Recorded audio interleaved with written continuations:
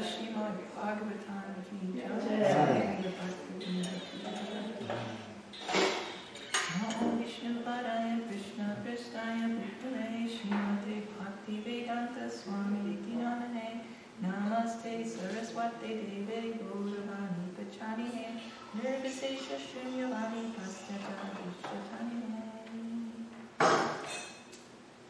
So today we're continuing our reading of Srimad Bhagavatam, 3rd canto, entitled The Status Quo. We're on chapter 1, entitled Questions by Vidura, and we are on text 37. Please repeat. Om Namo Bhagavate Vasudevaya. Om Namo Bhagavate Vasudevaya. Om Namo Bhagavate Vasudevaya. Om Namo Bhagavate Vasudevaya. Om Namo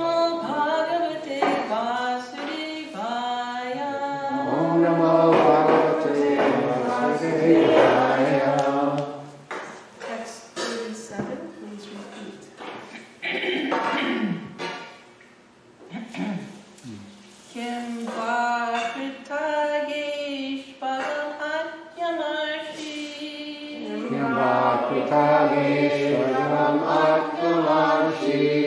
Kim va Kritageshwaram Atmamarshi. Kim va Kritageshwaram Atmamarshi. Bhimo hiva dirgatamam yamuncha. Bhimo hiva dirgatamam yamuncha. Bhimo hiva dirgatamam yamuncha. Bhimo hiva dirgatamam yamuncha. Yasyan gripatam radapurna sehe. Yasyam gripatam radapurna sehe. Yasyan gripatam radapurna sehe. Yasyam gripatam radapurna sehe. Margam gadayash charato vichitram. Margam gadaya sharato vichitram. Margam gadayash charato vichitram. Margam gadaya sharato vichitram. Kim va kritageshwagamatyamarshi. Kritageshwaramatyamarshi. Bhimo hiva durgatam vyam. Excuse me. Bhimo hiva dirgatamam yamuncha. Bhimo hiva dirgatamam yamuncha. Yasyan gripatam ranapurna sehe. Yasyam gripatam ranapurna sehe. Margam gadayash charato vichitram. Margam gadaya sharato vichitram. Please chant. Kim va Kritageshwagam Atmarishi. Kim va Kritageshwaramatyamarshi. Bhimo hiva dirgatamam vimuchat. Bhimo hiva dirgatamam yamunchat. Yasyam gripatam ranapurna sehe. Yasyam gripatam ranapurna sehe. Margam gadayas charato vichitram. Margam gadaya sharato vichitram. Kim va kritagesh agamatmarishi. Kim va kritageshwagamatyamarshi. Bhimo hivat dirgatamam yumuchyat. Bhimo hiva dirgatamam yamunchat. Yasyam gripatam ranapurna sehe. Yasyam gripatam ranapurna sehe. Margam gadayas charato vichitram. Margam gadaya sharato vichitram. Kim va Kritageshwaram Atmamarshi. Kim va Kritageshwaramatyamarshi. Bhimo hiva dirgatamam yamuncha. Bhimo hiva dirgatamam yamunchat. Yasyam gripatam ranapurna sehe. Yasyam gripatam ranapurna sehe. Margam gadayash charato vichitram. Margam gadaya sharato vichitram.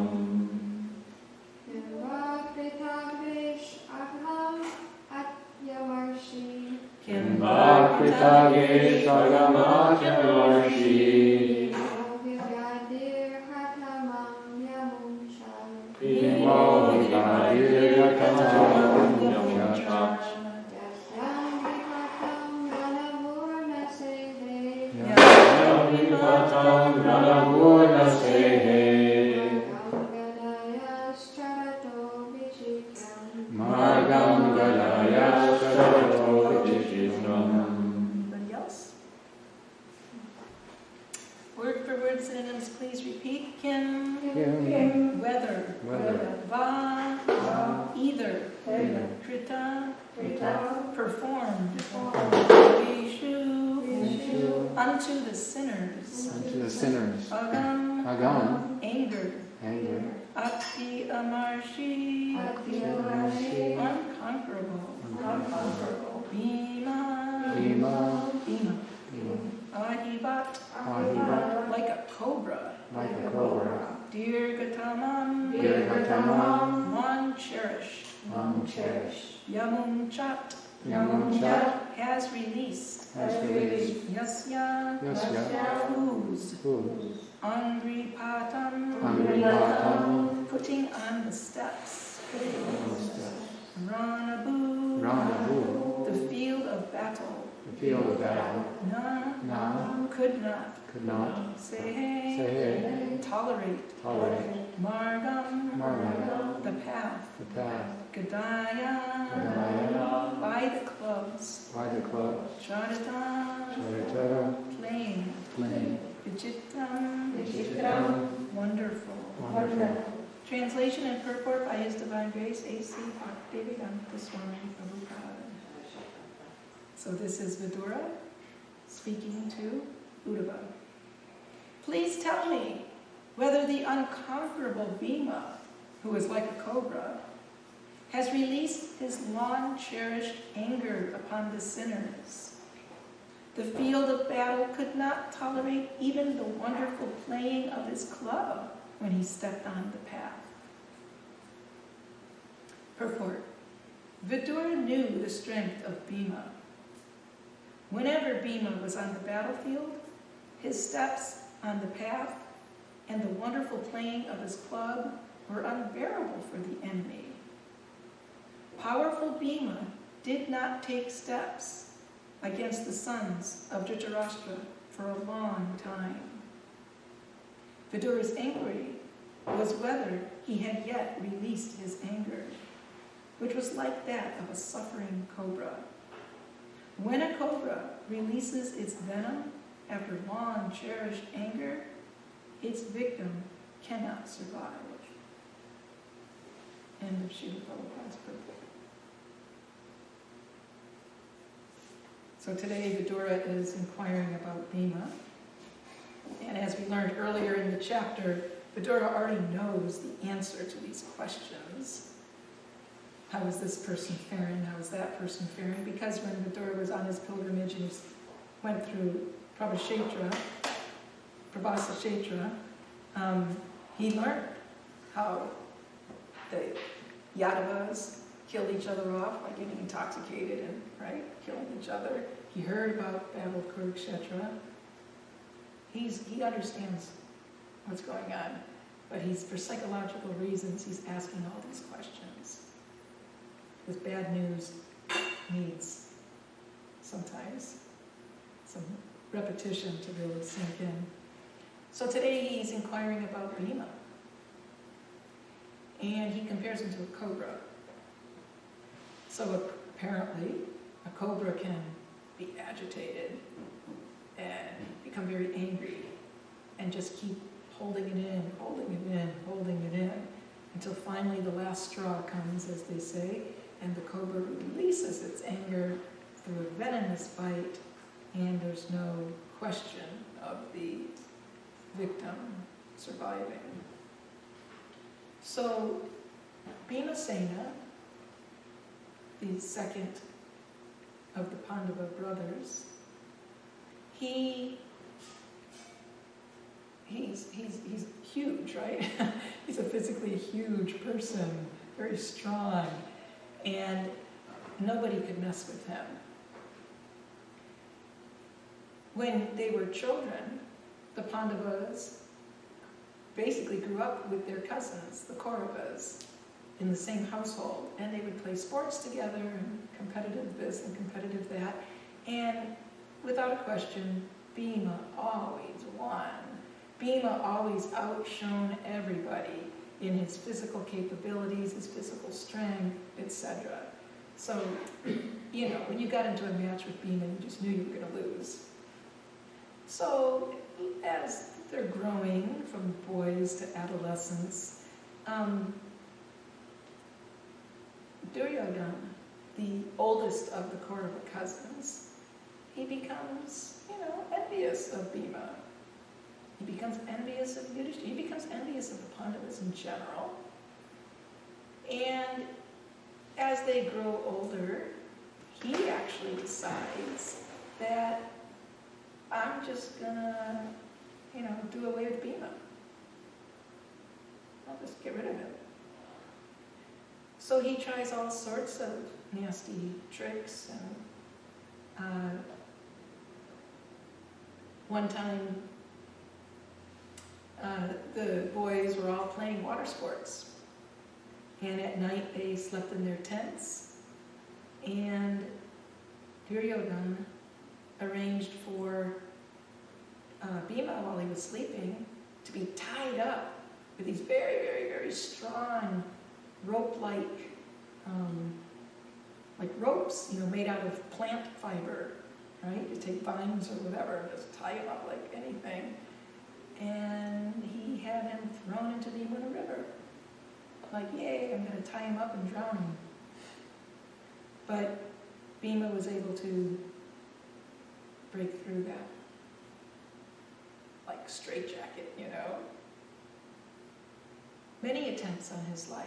One time he sent poisonous serpents to bite Bhimasena and kill him. Not just one, but many. But when they bit Bhima, they couldn't even penetrate his skin. He was so tough, his skin couldn't even be penetrated. Another time he put very strong, lethal dose of poison into Bhima's food. Bhima's known as having a voracious appetite. So it didn't matter what time of the day or night you put food in front of him. He didn't think twice about it, he just would devour it. So he received this nice plate of food to eat, and unbeknownst to him, it was full of deadly poison. So now Duryodhana becomes very happy when he hears that Bhima ate his meal. But the poison didn't affect him. He was invincible. Duryodhana thought he himself was invincible, but here's Bhima. So the point is, Bhima's anger is growing, right? This person's trying to kill me. His anger is growing and growing and growing. Then finally one day, the Kauravas challenged Yudhishthira to a dice match. And as you can guess, it was total cheating. It was totally rigged. So Yudhishthira kept making wagers, and every time it was Shakuni, right? It said, I won. Even though he didn't win, but the dice were loaded. So I won, even though it was cheating. And so Yudhishthira was always losing. So then he would up the stake, and up the stake. And pretty soon it got to the point where he had nothing to wager. He already wagered all his treasury, gold coins, all of his horses and chariots and infantry, and there was nothing left to wager. So one by one, he had to wager his own brothers, and one by one, he lost them. They all became enslaved to the Kauravas. Then at last, he had nothing remaining but himself. So he wagered himself, and of course, he lost himself. And the wager was, if you lose, you become our slave, right? And he lost. And then the Kauravas said, "Oh, you have one more thing to wager. Did you forget your wife Draupadi?" Well, that was unthinkable. But he was forced to wager Draupadi. And of course, he lost. And we all know the story, right? That the Kauravas drag her into the assembly, try to remove her clothing, and Krishna protects her. But through all of this, Bhima was getting so angry. Steam was coming out of his ears. He could hardly control himself.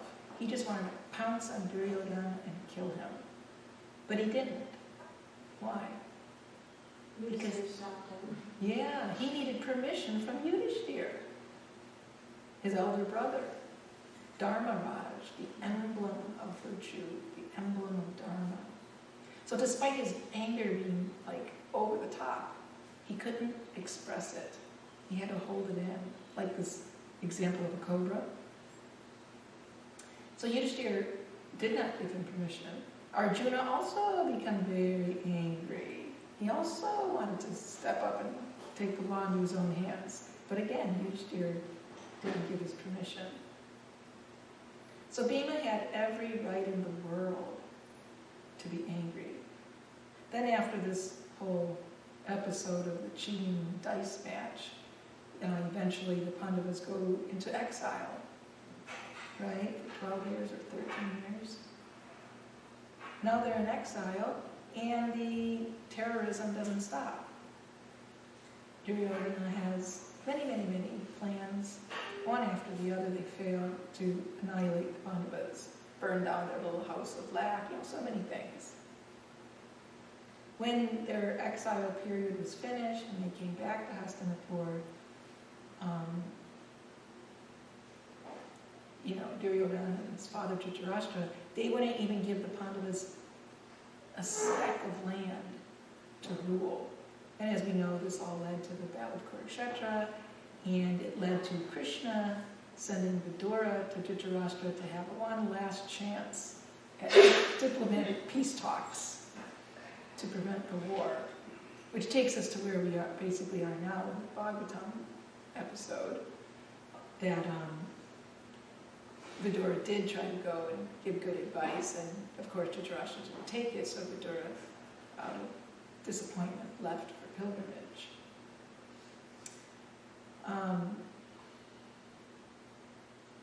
And the Battle of Kurukshetra obviously happens, and on that battlefield, finally, Bhima gets to express his anger, and his whole desire was to annihilate the Kauravas. He wouldn't be peaceful until that happened, and by Krishna's arrangement, he was definitely successful on the battlefield, including killing Duryodhana. Interestingly, we're not just here to hear about wars and people getting angry and cursing each other and whatever happens, but it illustrates a really interesting, almost incomprehensible point to us, and that was that even in war, even in anger, even in the process of trying to get revenge, there was etiquette that was followed, right?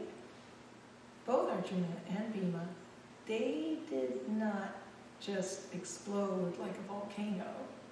The pressure's too much, I can't stand it anymore, and just explode like a volcano. They had to take permission from Yudhishthira, the emblem of righteousness, to be able to exert any kind of force or anger towards their adversaries.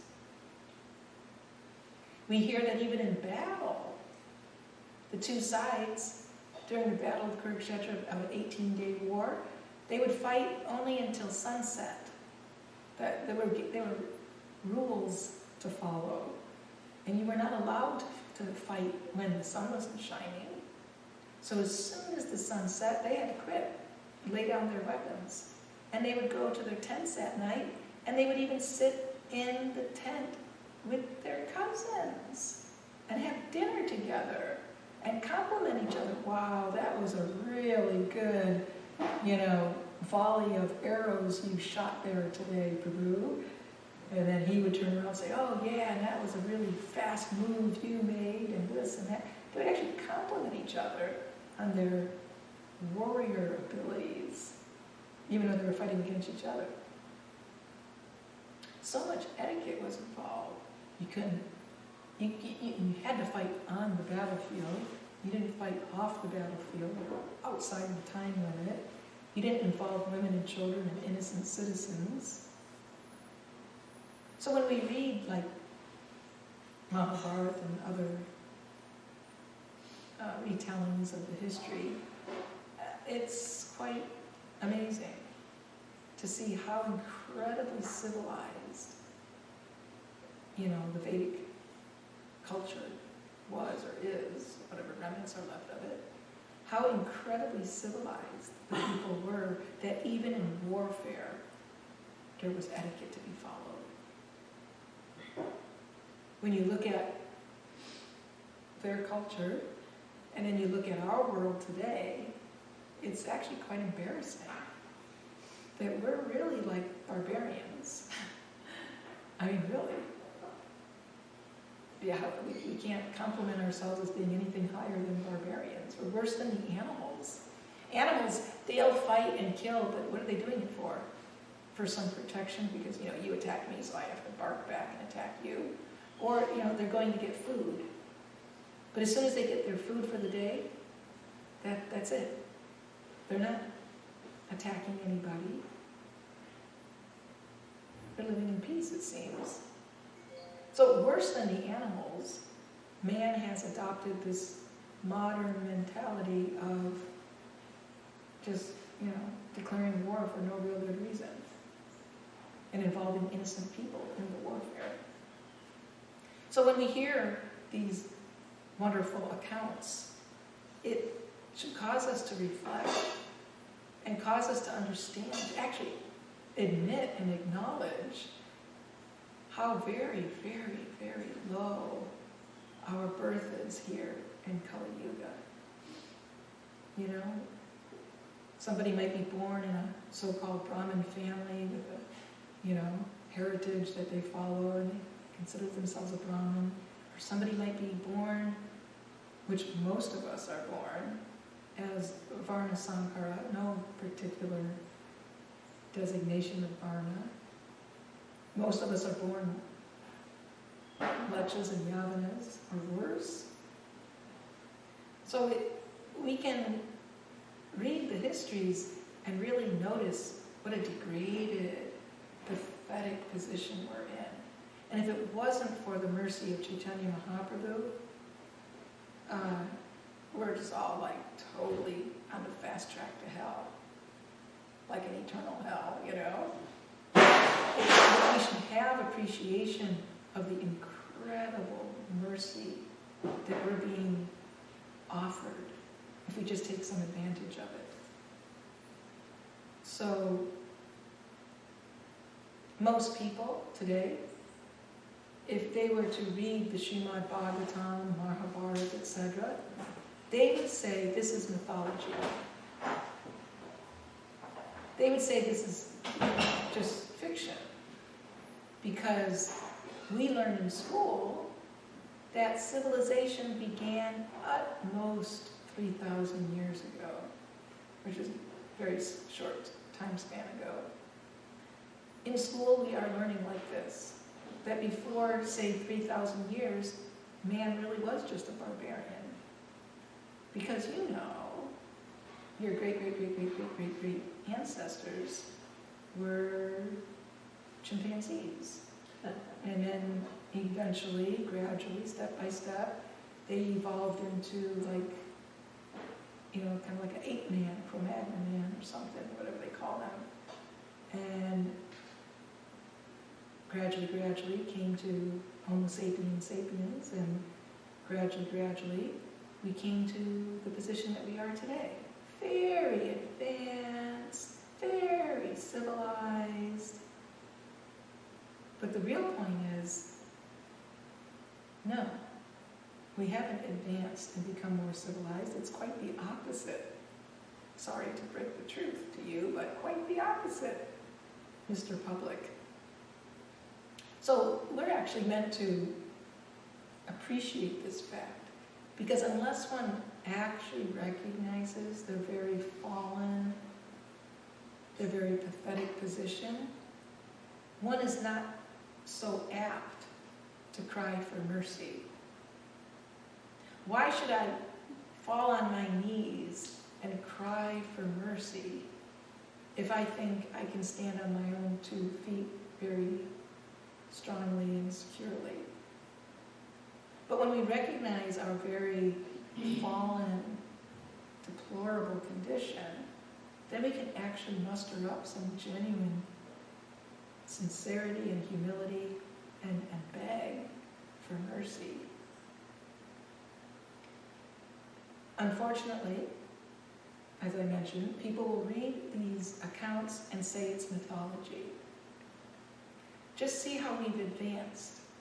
We have airplanes, we have cell phones, we have computers, we have, modern politics and sociology and economy, etc., etc., etc. They'll say we have no proof of anything like that in the past. All they have were stone tools and maybe a bow and arrow or something. But indeed, when you read, we will read about things like Vimanas. They'll say, well, oh, that's an anachronism. When you all talk about, like, there were airplanes and spaceships that could even fly to other planets, they'll say, that's just fiction, because that's an anachronism. An anachronism means you take something from one time period and you impose it on another time period. For example, if you were to say, then Krishna took out his cell phone and gave Radharani a call, that would be an anachronism, because that cell phone doesn't belong in that time period, right? So that's what modern people do when they read the Vedic literature. They accuse it of being just anachronistic, that you're imposing upon a very ancient, uncivilized, barbarian culture elements of civilization and advancement that didn't exist until at most, 2,000 or so years ago, or 200 years ago.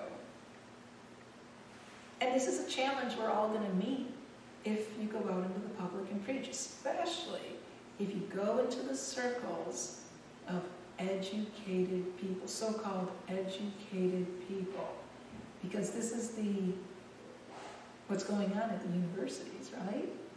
They're doing their history and their linguistic studies and their Indology studies and their history of religion, and et cetera, and they are teaching the students that just see all these bombastic claims. This is mythology.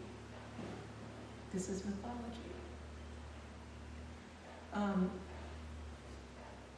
Parents within the Krishna consciousness movement have an extremely big challenge. You might not even notice that you have this challenge, but you have a really, really big responsibility, a really big challenge, and that is, what are you going to do when your kids go to school, and in that schooling, they learn the mainstream narrative as far as history goes, evolution, comparative religion, etc. Basically when did writing come into existence, modern, language come into existence, technology come into existence, how did life come into existence? When your children go to school and learn all these things that contradict or strongly differ from the accounts given in the Sanskrit literature of India, how will we explain that to our children? Will we simply say, oh, everything you learn in school is a bunch of lies?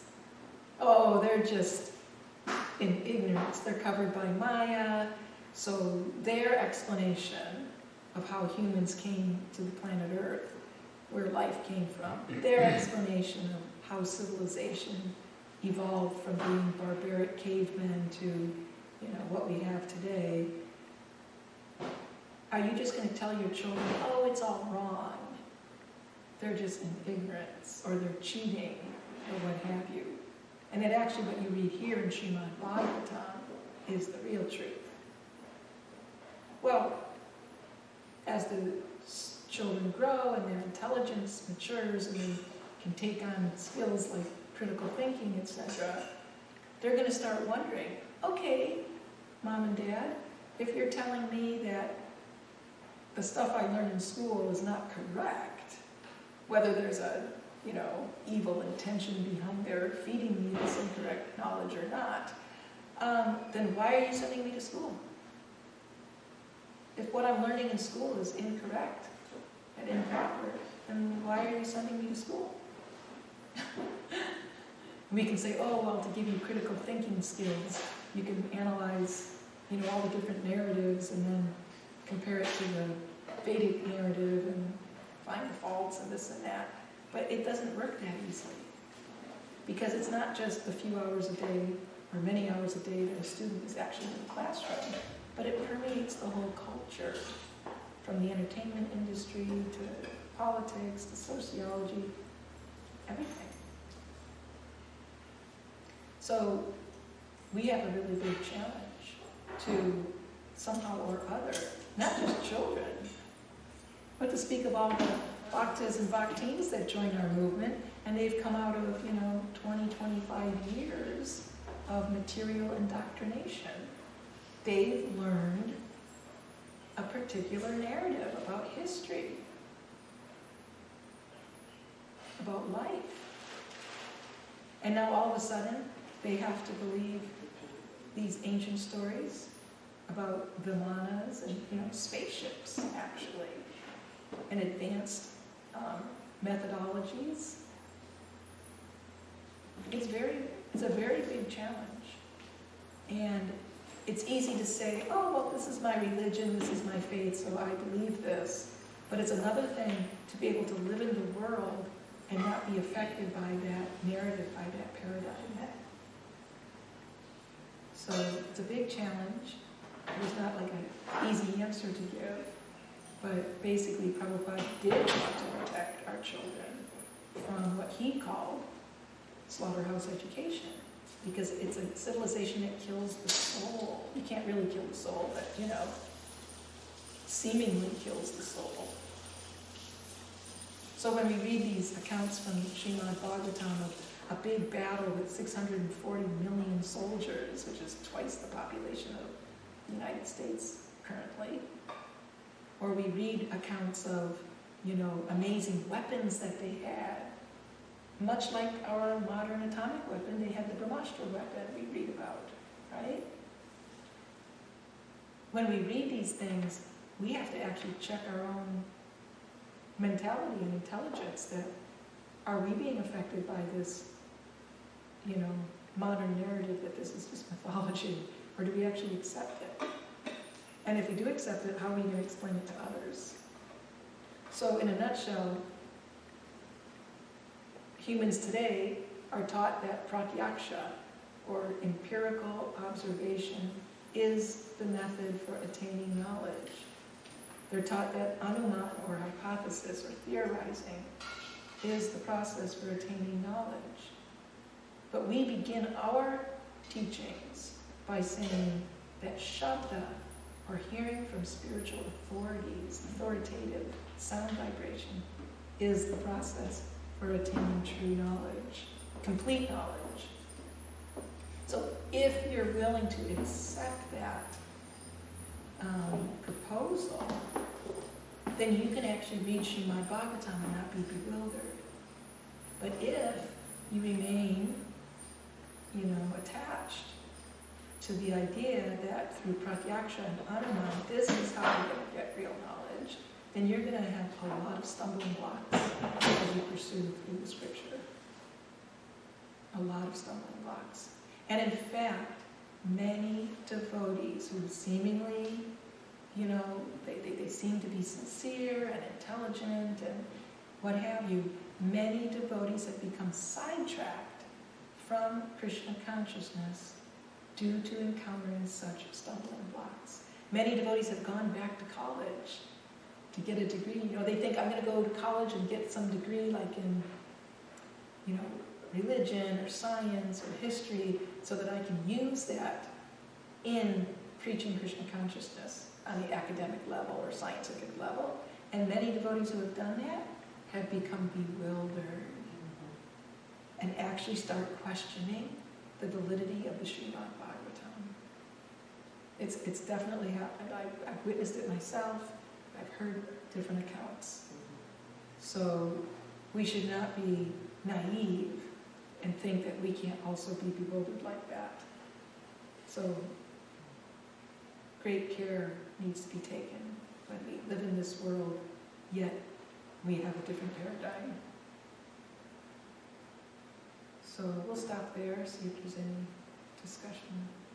I've been seeing different things that indicate that Kali Yuga is actually getting more and more demonic. I mean, we may not experience it in our little protected lives, but you hear just horror stories on how children aren't being protected, how women aren't being protected, and also when you get people with that type of mindset that's hedonistic, let me enjoy, I don't care how many, if anyone suffers, that doesn't matter, let me just enjoy. More people are actually getting positions of power with those mentalities, and I found out that recently they're making it a part of the educational system to teach very graphic instructions to little children about sexuality. And so it's going to be, I mean, we have to totally protect our children and children all over the world. You know? And so it's just, whatever's said in Bhagavatam is true, and Prabhupada's warning us, beware, it's a slaughterhouse out there, and protect the children, protect your family, and all this for a reason. I'm sure he knew it was going to get worse by every year. And that protection doesn't just mean physical protection, like protect your children from robbers and rapists or something, but it means protect their minds. Like you take your little kids to the grocery store with you, you have to go shopping, so you drag your kids along, and there's all sorts of weird things that they see just in a grocery store, or whatever store, box store that you go to. At the checkout line, you've got these magazines that have like half-dressed women on the cover, and like weird storylines and soap operas, and even commercials, billboards. Wow. Now it doesn't mean to protect your kid you have to put them in a cave so they don't see the world, but it's a huge responsibility to try to protect somebody, because it's way more than just a physical platform. Mostly means to protect their mind. Because it's said that as soon as, especially a girl, that as soon as a girl is exposed to what they call sex education, like you said, even at a very young age now. And when I went to school, it was 4th grade. So-called sex education. Mine was 5th grade. 4th or 5th, They didn't get that graphic, but I'm sure they're doing now. Actually teaching what to do. So it was like 4th or 5th grade, whatever. And, my parents thought that was abominable. Now it's like 1st grade, But they say that in Vedic culture, standard is that as soon as a girl gets exposed to the idea of sexuality, immediately that consciousness is permanently polluted. So the parents were to protect the girls, especially the girls, from any possibility of that type of pollution. Not one speck of pollution was supposed to be in her mind before she got married. So that's impossible today. It's impossible, no matter how fantastic of a parent you are, no matter how many bodyguards you have. It's impossible to protect our children 100%. But we at least can make some effort. It's not all or nothing, It's extremely difficult. I mean, I never took the challenge in this lifetime to be a parent, because I just thought, wow, I could never do that, But it's like the biggest job. It's a humongous responsibility. All glories to those who have taken the service and have at least somewhat succeeded. I think in this situation, 2 things work. First, prayer for the children. And second thing, you keep them in Krishna consciousness, in devotional service, or somehow make them busy. So it's like, it will help them. Definitely. To go that side. Definitely. I think it's 2 things. Our only protection is true Krishna consciousness, right? Otherwise, you cannot go with them everywhere 24/7. That's correct. Especially when they go on the internet. Yeah. You can't be with them on the internet. Yeah. Right. Dr. Nicholas. I remember hearing a story. There was this painter, I forget his name, but he painted all the things like in one of the Australian temples or something like that. He was just like really prolific painter for Krishna. And he came to Prabhupada one time and he said, Prabhupada, I like chanting and I like the devotees, but I just can't accept all these stories. I can't accept, these airplanes and just all this stuff. He was like, I just can't do it. And Prabhupada, he just kind of sat there and thought for a little minute. And he came back and kind of snapped, well then just chant. It was like, if you can't accept all that stuff, forget about it. Just take, if you like chanting and you don't like that stuff, then just chant. It's not a problem. Like, I don't know, he didn't necessarily want everyone or need everyone to. Yes, the point there was, don't abandon Krishna consciousness Stay on the road. just because your intellect at this point in time can't digest those things. Yeah. But there were devotees who, when their intelligence couldn't digest those things, especially when it came to like cosmology, they abandoned Prabhupada, they abandoned Krishna consciousness. That's what he didn't want, that your intelligence dragged you away. You had to have enough sincerity that even though my intelligence is not on board with this right now, let me still have faith in my spiritual master and the Yuga Dharma, Don't walk away just because you can't Yeah, reconcile Newtonian physics. because you never will. It's way beyond our ability to ever.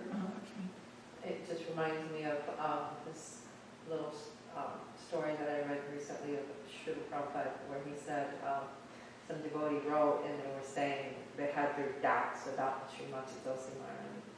And Srila Prabhupada said, that's okay, just continue on, and when you become a devotee, then you'll understand.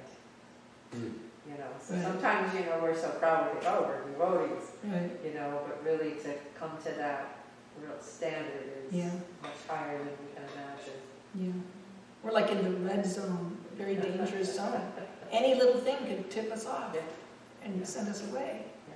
We're not really secure. That's why we always, like I said, always have to be on our knees crying for mercy. But we become proud and we think, I can stand here on my own 2 feet, I'm good, We're not. We're always buried in a dangerous position. Okay, anything else? Okay, we'll stop there. Grantaraj Srimad Bhagavatam ki jai. Jai. Ki jai. Salve. Jai Shri Ki Ram. jai. Jai.